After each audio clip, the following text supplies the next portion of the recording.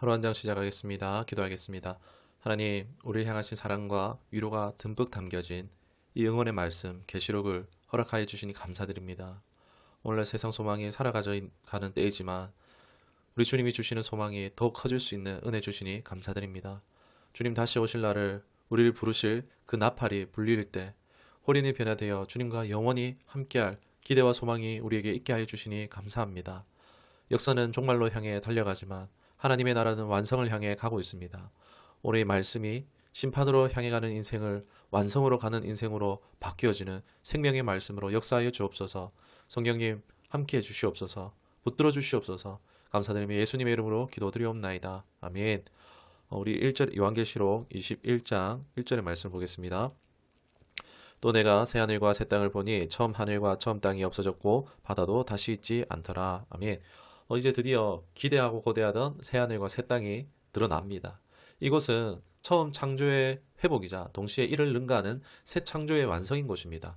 하나님은 없던 것을 만드는 게 아니라 기존에 있던 것을 새롭게 하시는 것입니다. 우리가 보통 아는 새로움은 헬라어로 네오스라는 단어를 쓰는데, 그런데 여기서는요 그 단어를 쓰지 않고 카이노스라는 그런 뜻을 씁니다. 특징이나 본질에 있어서 질적인 새로움을 뜻할 때 쓰는 단어인데요. 그러니까 이와 연관해서 로마서 8장 21절에 썩어짐의 종로를 타는 데서 해방된다. 그러니까 현재 부패하고 변질되고 썩어져 있지만 이제 이 부패와 변질과 썩어짐에서 해방된 상태가 된다. 즉 무슨 얘기냐 정리하면 그냥 간단하게 갱신된다는 겁니다. 완전 새로운 재창조를 하는 것이 아니고 연속이 있으면서 불연속성이 있는 신비한 그냥 상태라고 말씀을 드릴 수밖에 없을 것 같아요. 예를 들어서 예수님이 부활하시고 제자들에게 나타나셨을 때 제자들은 예수님인 걸 알아봤잖아요. 그런데 예수님은 어떻습니까? 벽을 통과하시잖아요. 문이 닫혔는데 벽을 통과해 들어오시고 현재를 초월하는 차원의 몸으로 변화하셨다는 거예요. 새하늘과 새 땅도 마찬가지로 그 연속적인데 뭔가 불연속적인 것입니다. 그걸 우리가 경험 안 해봤으니까 뭐 경험해봐야겠죠. 그러나 그 질적인 변화가 굉장히 크니까 새하늘, 새 땅이다라고밖에 표현할 수 없는 겁니다.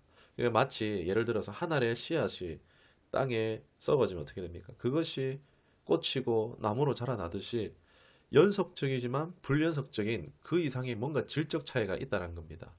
그리고 이제 바다가 없어졌다는 것은 세상의 혼돈, 무질서 뭐 이런 것들이 흔히 얘기하는 악이 이제 존재하지 않는 세상이 왔다는 것을 말씀합니다. 우리가 그런 곳을 나가게 될 줄 믿습니다. 2절을 보도록 하겠습니다.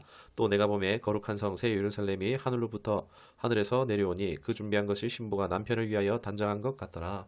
아멘.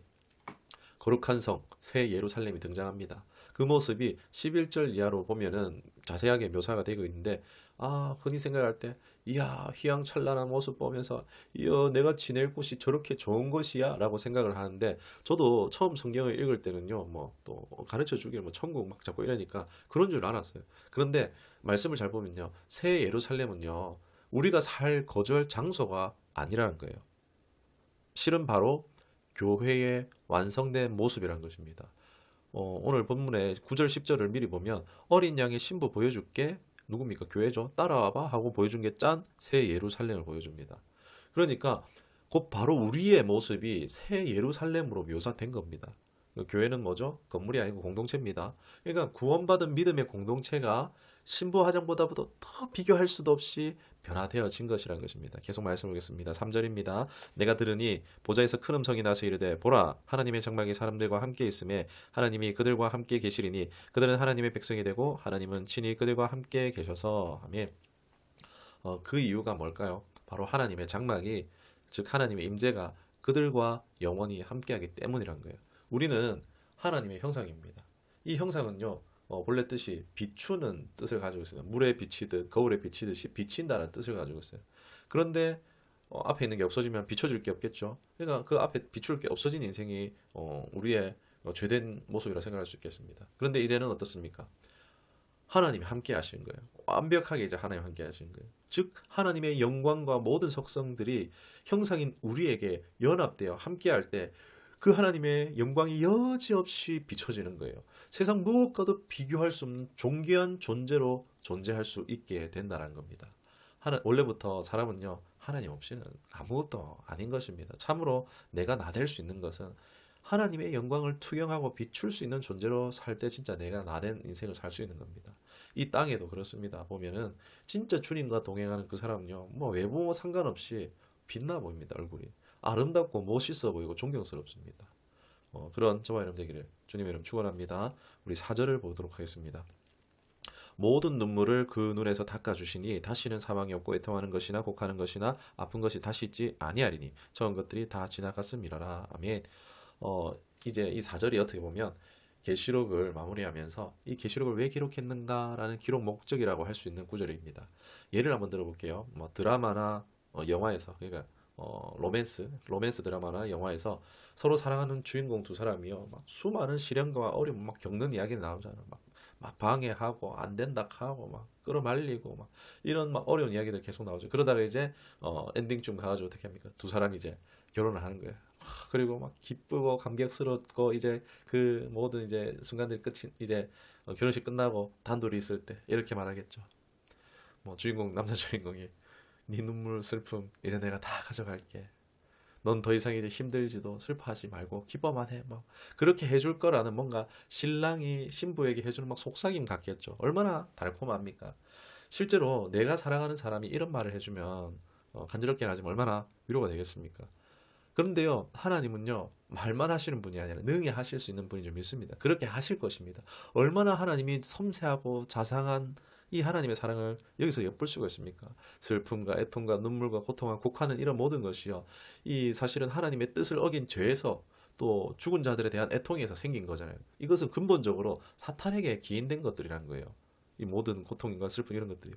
근데 이제 하나님은 사탄과 죄와 사망으로부터 우리를 완전히 해방시키고 분리셨기 때문에, 그래서 이제 다시는 애통이나 고통하는 것이 없을 수 있다는 것입니다. 즉, 이 계시록을 쓴 목적은요, 힘들지, 어렵지, 지금 너에게 눈물 나는 거 알고 있어. 나도 그래. 네가 느끼는 거 내가 나같이 함께 느끼고 있어. 그런데 조금만 참으면 내가 내 눈물 모두 다 닦아줄게. 이 당시 박해중인 성도들에게 많은 힘과 위로가 되었으리라. 또한 오늘 이 시대를 살아가는 우리를 향한 위로와 사랑의 고백, 이 신랑의 고백인 줄 믿습니다. 5절을 보도록 하겠습니다. 보좌 앞에 앉으신 이가 이르시되 보라 내가 만물을 새롭게 하노라 하시고 또 이르시되 이 말은 신실하고 참되니 기록하라 하시고. 아멘. 하나님께서 만물을 새롭게 하시겠다라고 말씀하십니다. 이건 분명한 약속의 말씀입니다. 사람들은 뭔가 새로운 경제 성장, 막 새로운 과학 기술, 새로운 교육 환경, 새로운 복지 실천, 새로운 막 지상 낙원을 막 세울 수 있다라고 막 말합니다. 그런데 이제 보니까 어떻습니까? 그것이 거짓이라는 것을 이제 사람들이 알게 되고 이제는 그것이 증명되지는 시대에 살고 있는 것 같습니다. 이걸 누가 알 수 있습니까? 하나님만이 새롭게 하시고, 하나님은 이 하나님의 새롭게 하심은 우리 인간들이 할 수 있는 것과는 비교할 수 없는 완전히 새롭게 하시는 모든 것의 완성이라 할 수 있습니다. 진실하고 신실한 이 하나님의 약속, 그만한 능력이 있으시기 때문에 우리가 소망을 가질 수 있습니다. 하나님만 바라보고 의지할 수 있는 것입니다. 6절과 7절의 말씀 보겠습니다. 또 내게 말씀하시되 이루었도다. 나는 알파와 오메가요 처음과 마지막이라. 내가 생명수 샘물을 목마른 자에게 값없이 주리니 이기는 자는 이것들을 상속으로 받으리라. 나는 그의 하나님이 되고 그는 내 아들이 되리라. 아멘. 하나님께서 여기서는 우리를 부르신 구원하신 목적과 이유가 명명백백하게 열려집니다. 무엇입니까? 우리를 상속자 삼고자 하심이라는 거예요. 그리고 영생하는 샘물을 마시게 하겠다라고 하고 있습니다. 영생하는 것, 인간의 궁극적인 목표입니다. 사람은요, 누구나 영혼에 대한 사모함이 있습니다.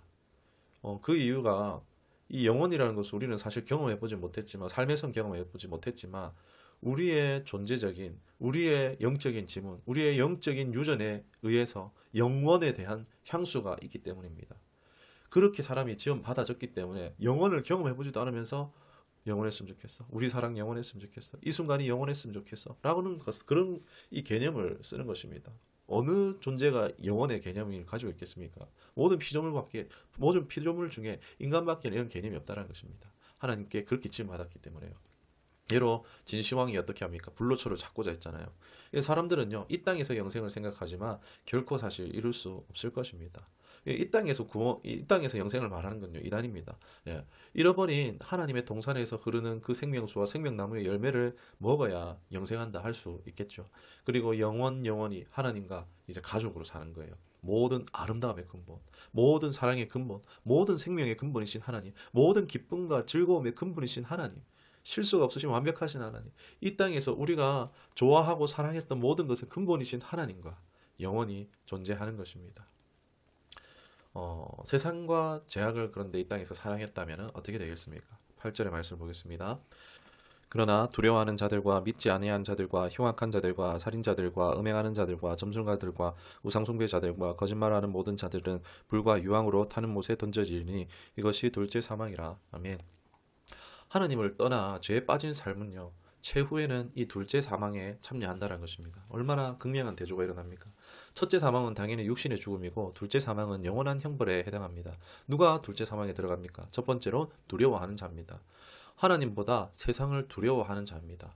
하나님의 심판보다 이 땅에서 손해나 박해나 어려움을 두려워함으로 땅에서의 평안과 안락을 추구하며 사는 자들이 바로 이에 해당합니다. 두 번째로 믿지 않은 자들입니다. 믿음은 충성이라 했습니다. 피스티스.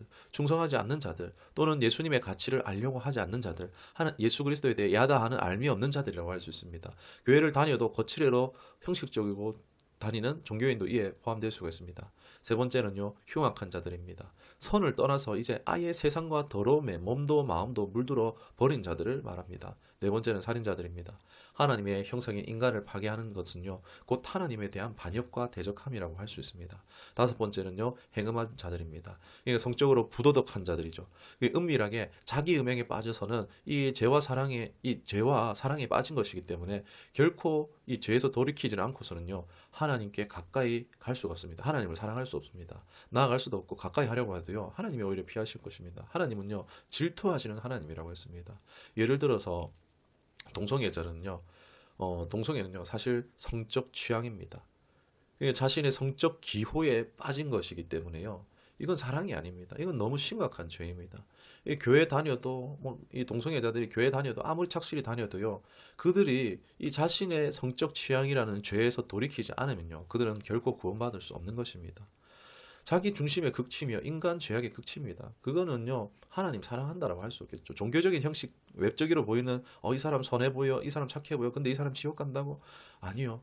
이 사람은 하나님을 사랑한 적이 없습니다. 자기 자신의 이 성적 취향을 더 사랑하는 사람입니다. 너무 자기 사랑에 빠졌기 때문에 오늘날 이런 죄가요, 공공연하게 생기고 있어요. 학생들에게도 학생인권 조례해가지고 이거를 자꾸 인정시키려고 하고 있습니다. 여러분, 이 동성애로 인해서 소돔과 고모라가 멸망한 겁니다. 왜요? 인간이 이 정도로 가면요, 돌이키기 어렵기 때문입니다. 성적인 이 죄가 빠지는 것이 이만큼 참 무서운 죄라는 것입니다.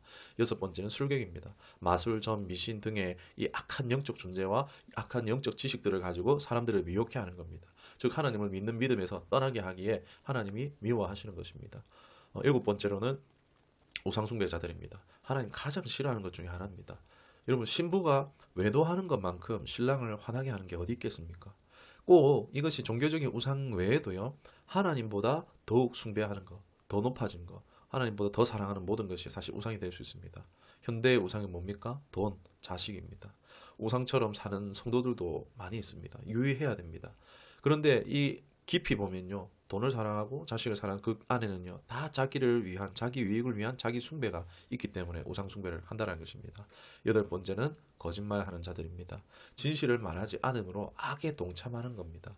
악의 편에서 이득을 보기 위해 거짓을 일부러 조장까지 하는 것입니다. 여러분, 재판석에서 증인이 거짓 증언을 하게 되면요, 어떻게 됩니까? 사람이 목숨을 잃게도 될 수 있습니다. 말은요, 결코 가벼운 것이 아닙니다. 우리는 악의 편이 되지 않기 위해서요, 선의 편에 서서 말해야 할 것입니다.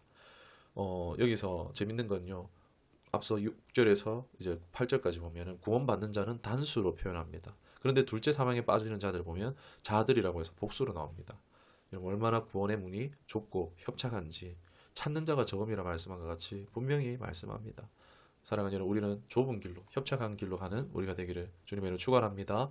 9절에서 27절까지 말씀인데 요거는 개인적으로 읽어보시면 좋을 것 같아요. 예루살렘의 이 완성된 모습에 대해서 이야기를 하고 있습니다.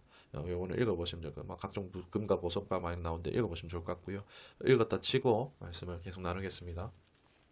새 예루살렘은 사실 완성된 교회의 모습입니다. 각종 금보석으로 장식되어져 있는데 이거는 사실 이 세상에서 가장 귀한 것들이잖아요. 또한 가장 영광스러운 재료들이라는 거예요. 실제로 천국이 금과 보석으로 꾸며졌다 그렇다라기보다도 바로 완성된 교회의 가치와 영광을 시각적으로 표현한 것이라고 할 수 있습니다. 그런데 왜 이 금과 보석으로 꾸며졌느냐 그 이유를 알려면요. 이 구약의 성전을 생각해 봐야 돼요. 성전도 보면요. 금과 보석으로 풍성하게 꾸며져 있습니다. 심지어 성전의 수종을 드는 대제사장의 옷 가슴 파겟에도 뭐가 있습니까? 보석을 가지고 있습니다. 이거는 나중에 구약을 출애굽기 이후로 이제 율법을 다룰 때 나누도록 하겠습니다. 이 성전의 모티브가 되는 것이 사실 뭐냐면요. 에덴 동산에서 온 것입니다. 창세기 2장에 보면은 에덴 동산을 묘사한 것 보면은 강바닥에 금과 보석이 가득한 걸 볼 수 있습니다. 이 보석이 뭐냐? 하나님의 영광과 아름다움과 존귀함을요. 보석으로 묘사한 것이라는 거예요. 금, 보석, 진주 이런 건요. 바로 구속사적 모형이라 할 수 있습니다. 에덴 동산과 성전의 공통점은 단순히 보석뿐만이 아니라 더 중요한 것은 하나님의 임재입니다. 하나님이 함께 하시는 곳이라는 것입니다. 그리고 이제 계시록에 나오는 새 예루살렘은요. 앞서 두 모든 것이 합쳐졌고 확대되었고 발전한 것이라고 볼 수가 있습니다. 새 예루살렘은 에덴의 완성, 성전의 완성, 교회의 완성으로서요. 세상 가장 아름다운 귀하고 영광스러운 존재라는 것의 궁극적인 표현이라는 거예요. 누가요? 우리가요. 그리고 그 크기를 정육면체며 각 변의 길이가 12,000 스타디온 이거를 환산하면 2,400km입니다. 엄청난 한 변의 길이가 이렇게 엄청난 크기라고 할 수 있어요. 정육면체 모양으로. 그러나 이 크기도 사실 상징적인 수로 보면은 12가 계속 등장하는 거예요. 뭐 12문, 12기초석, 막 길이가 12,000 스타디온, 막 모두가 10이죠. 그러니까 그 의미는 구약의 대표 12지파며 신약의 대표 12사도매에서 이제 새 예루살렘 교회는요. 구약의 성도와 신약의 성도로 구성되어져 있는 것이다라는 것을 볼 수가 있습니다. 이게 완전 정육면체는 완전 자리로 잰듯 완벽한 하나님의 통치가 이루어진다라는 그런 의미로 받아들이시면 좋을 것 같아요. 그런데 이 새 예루살렘에 없는 것이 있어요. 뭘까요? 앞서 말했던 슬픔과 눈물, 밤이 없습니다. 저주가 없습니다. 이게 하나님의 완벽한 통치가 이루어지는 완벽한 사회, 죄는 추방되며 틈탈 수 없는 완벽한 정의와 평화와 사랑이 있는 곳이라 할 수 있습니다. 더 특이한 것이 바로 뭐냐? 성전이 더 이상 없어요.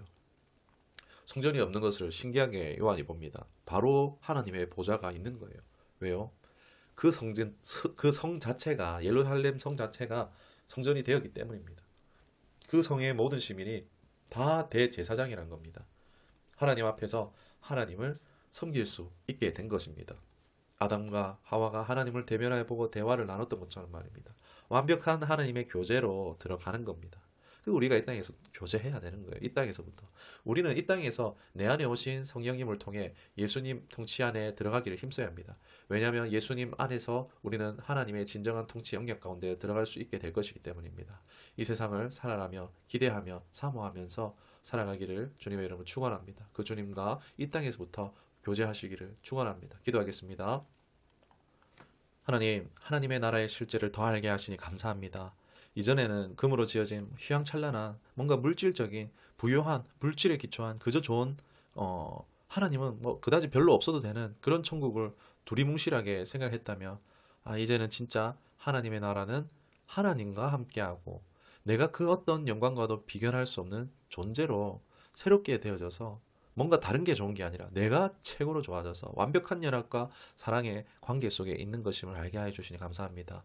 이전에는 언젠가 모를 장차를 기대하는 신앙이었다면은 이제는 아직 완성을 향해 가고 있지만 이미 임한 하나님의 나라를 누리며 사는 이미와 아직의 신앙으로 살아가길 원합니다. 내 안에 성령님 나를 더욱 예수님께 이끌어 주시옵소서. 인도하여 주시옵소서. 하나님 나라 갈 때까지 더욱 깊어지는 은혜가 있게 하여 주시옵소서. 예수님의 이름으로 기도드리옵나이다. 아멘.